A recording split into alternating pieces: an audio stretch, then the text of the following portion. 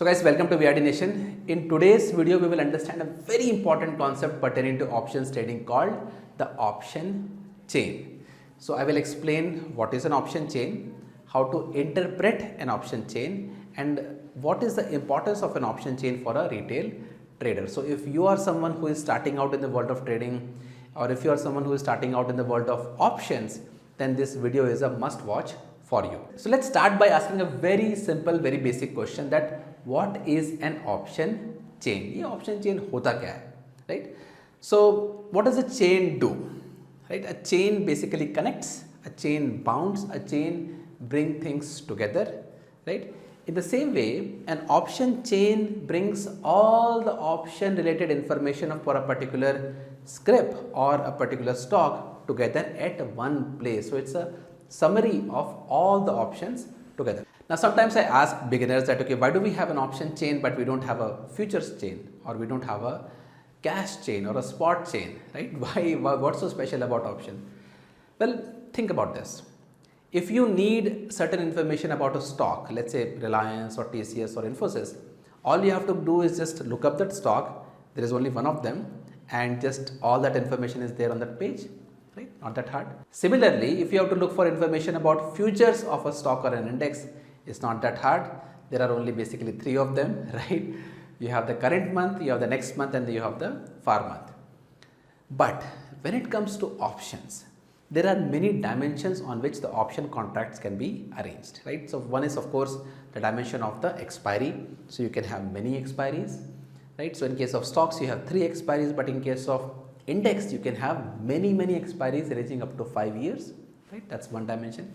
Secondly, in options, we have the dimension of call option and put option. So we have two different instruments here, right? And then we have the dimension of the strike price, right? So for one index, you can have several dozen strike prices on the upside as well as on the downside, right? So because of these different variations, what can happen is that a stock or an index can potentially have hundreds of options, and in case of Nifty, that number can even go in thousands, right?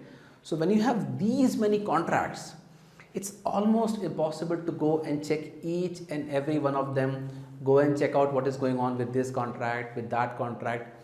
And even if you do that, let's say if after spending hours and hours, it's almost impossible to bring all that information together and understand what does it actually mean. So when the stock exchanges saw this, that they understood that, it's very hard for people to interpret, and track what's going on with all these different contracts. So they came up with the idea of option chain, where it's one place where you can get a snapshot of all the options and all the activity which is going on with those options. So without wasting any time, let's go to an actual option chain and understand how it is structured and how to interpret it. So the first thing that you have to do if you're doing this for the first time is you have to go to Google and you have to search for Nifty option chain, right?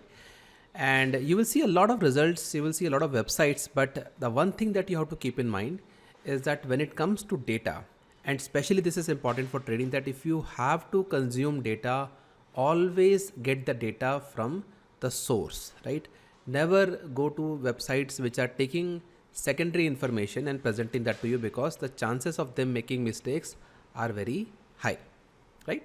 So when it comes to option chain, you always should go to nseindia.com, the first one right here, and the data there is going to be 100% correct. Now this is like a lot of information right here, right? So what I do is that I click on the best view so that I can see this information in a little better way. So as you can see here, that when you go with the best view, the fonts become a little better and easier to read. So let's start here from the top itself.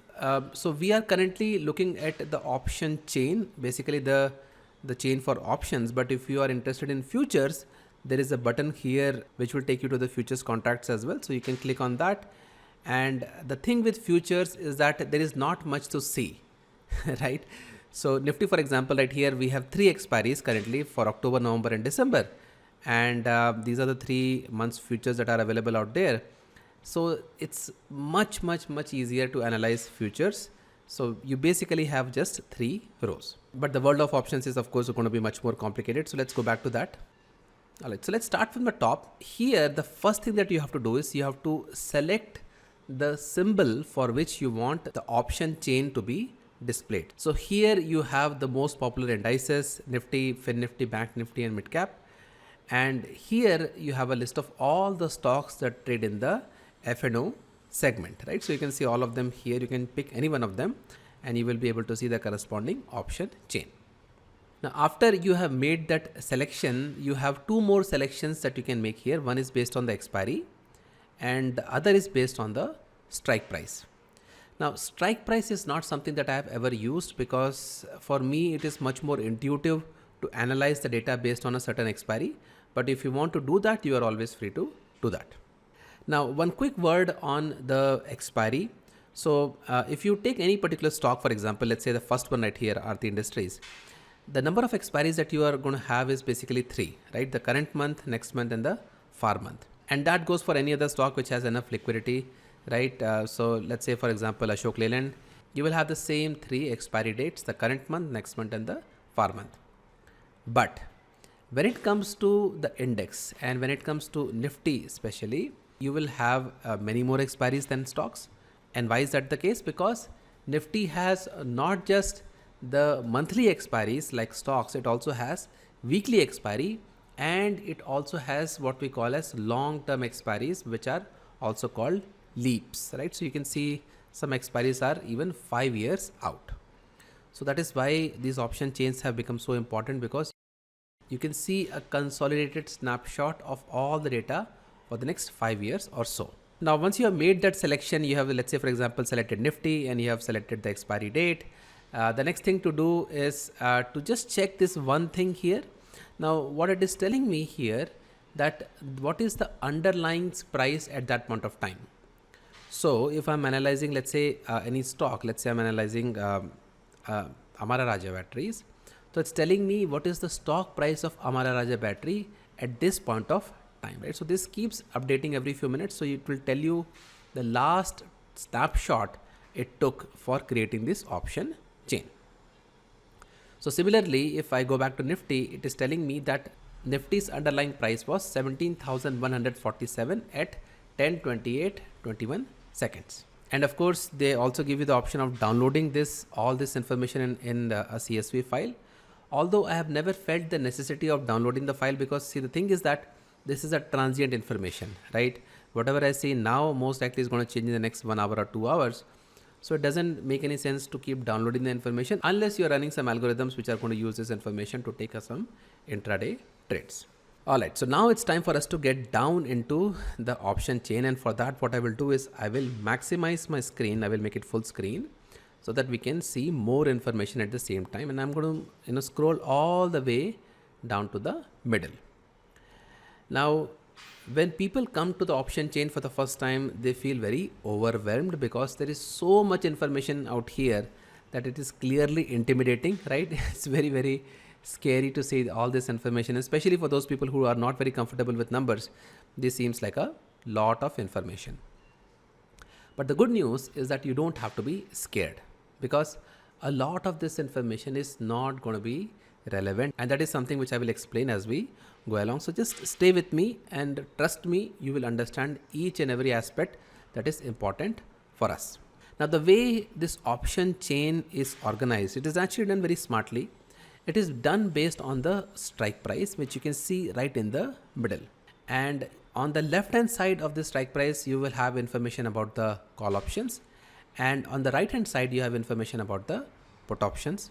Right? So let's say, for example, 17,200 strike price. If I go to the left, I will see the price and all the other information for the 17,200 call option. Whereas if I go to the right hand side, I will get the price and other information about the 17,200 put option. Right? So that's basically how call options and put options are arranged based on the strike price. And strike price in itself, as you can see, it is arranged in an ascending order. So it starts from all the way down to 14,000 and just keeps going all the way up to, I believe, 20,000 thereabouts. Now, before we get down to each of these columns and understand exactly what they mean, let's just look at the color scheme here. So the first glance itself tells us that there are certain areas of this option chain that are colored in light yellowish color, and the rest of the cells are in white color. So what does it mean? Well, the yellow color indicates that the options that are colored in yellow, they are in the money, right? So these call options are in the money and these put options are in the money. Now what does in the money mean? Well, we don't really have a time to go through the basics of options, but at a very high level, in the money means that these options have some intrinsic value. Means if the expiry happens to be today, this second, if the expiry happens right now, then these options will have some worth, some value, right? These call options, these put options will have some value, whereas the value of all these options that are in the white color, that will be zero, right? That will be zero. So these options do not have any intrinsic value. They only have what is called as a extrinsic value. So that is the first color coding. The second color coding that you will also realize is that the prices, the change is denoted in red and in green. Green basically means that the prices went up, and red means that the prices came down. So today, since the market came down, the call option prices also came down. That is the reason why you're seeing all these call options, they are in the red, and the put options went up, obviously, because the market came down, right? Because they are inversely proportional to the market price. Now let's talk about the different columns that we have here, and I will start with the call options, and the same is applicable to the put options as well. Now the first few columns are basically useless, right? So you have bid quantity, bid price, ask price and ask quantity. These are the four columns I have never ever used in my analysis. I'm sure it's useful for somebody out there who is doing algo trading or who is doing some kind of a scalping, but for most of the traders, these four columns for both call options and put options are not important. So feel free to ignore them, at least in the beginning. Now the other two columns are very simple. This is of course telling us the price of a certain option. So for the 17,200 call option, the price is 84 rupees and 30 paisa, and it has come down 54 from the previous day's price, right? So this is telling us the change in the price as compared to the previous day. Now these four columns are going to be the most important columns that you will analyze as part of the option chain. This one is IV. IV is short for implied volatility. So implied volatility indicates the amount of uncertainty that the market is measuring at any particular strike price. Volume indicates the number of contracts that were traded that day. And open interest and change in open interest OI. These are probably the most important two columns that are out here.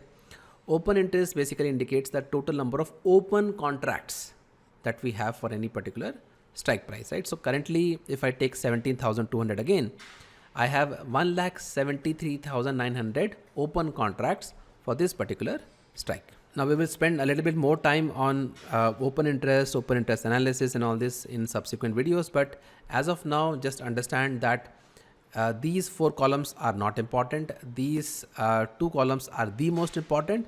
And once in a while, you probably will be using volume and implied volatility as well. Now there are a few hyperlinks that NSE has given at any particular row. So here, if you see 17,200, there is a hyperlink here. And what it does is, if I click on this, it gives me a snapshot of a strike price of 17,200 across all the expiries, right? So the previous view that we had, it was only showing us, the view of 17,000 for the 13th October expiry. Whereas if I'm interested in knowing what is the big picture of this strike price across every expiry, I can see that using this particular prompt. The second hyperlink that you have here is at the price of the option, right? So if you click on this, you will see the contract details of that particular option, right? So here I'm only looking at that particular contract. So in this case, we have 17,200 contract. You can see the bid and ask in some more details. You can see the traded volume, right? So you have some additional information that are not shown in the option chain itself. So if you are interested there, you can analyze that particular strike price in more details, and you can also see the intraday chart if you are interested in doing so. So now let's get back to the option chain. So Now the other hyperlink that we have here is this little green button at the end for both call options and put options. You can click on them to see the chart, and you can compare basically the price of both call option and put option. So it's a very useful tool if you are analyzing any particular strike price. And you also have some prompts here where if you click on this, you can actually download this image, you can generate a PDF document, you can download the data in a CSV format or in an XLS format. So if you're interested in doing all this, you can also do that, right? So there is a data table attached here. You can analyze. I mean, the thing is that NSE has done everything that it can to provide us the most reliable data in the most easily readable form, right? So they have done their job. So the question is that, are we doing our job in analyzing the data properly? So now that we have seen how the option chain is organized and we have seen how to read any particular row and which of these columns are important, which of them are not, I will make a couple of general observations about the option chain. The first thing is about the liquidity. Liquidity means that what is the kind of activity which is happening in these options, right? So the higher the trading activity in a certain option or a group of options, the better it is for us, because the chances of us getting the best price is very high. When it comes to option chain, you will see that near at the money and slightly in the money and slightly out of money, you will have high liquidity. But as you start going deep in the money, right? The deep in the money, they are the most dangerous ones for call options. You can see that there is almost no liquidity, right? There is nothing that is happening. Nobody is buying and selling. Very few people are actually buying and selling at these strike prices. So my advice always is that do not trade this very deep in the money option, because even if you, let's say, buy them or sell them, it will be very hard for you to get out of these positions if you have to exit before expiry. Similarly, if I will again take the example of call option, if I scroll all the way down and I look at deep out of money option, the liquidity there is also very low. But as I said, deep in the money options, they are much more illiquid as compared to deep out of money options. So out of money option, you still will be forgiven. There is still a chance that you will get an exit, because most of these options are used for hedging purpose and for getting margin benefits, and you will have some liquidity. This deep in the money options, they are basically worthless. They are way too expensive, and they have almost zero liquidity, which makes them very dangerous. And the same concept goes for the put option as well. With put options, of course, out of money will be on upside and in the money will be on the downside. Now, one last observation regarding the option chain is that if you go all the way down, and this is something which I have discussed in the topic called put call ratio as well, you can see the total open interest of the call option and for the put options here, and same is the case with volume.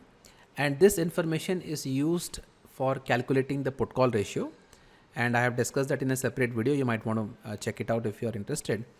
So this is also something which you might want to keep an eye on if you are using option chain for your analysis. So guys, that was a big picture overview of option chain. I hope that you understood what option chain is, how is it structured, and how to read it. In the subsequent videos, we will discuss more in detail about option chain, about how to interpret an option chain from a support and resistance standpoint, how to find out what option sellers are thinking, how to find out what the big players are doing, right? So all those things will come later, but I hope that this video would have given you the foundation that you need to start with the option chain.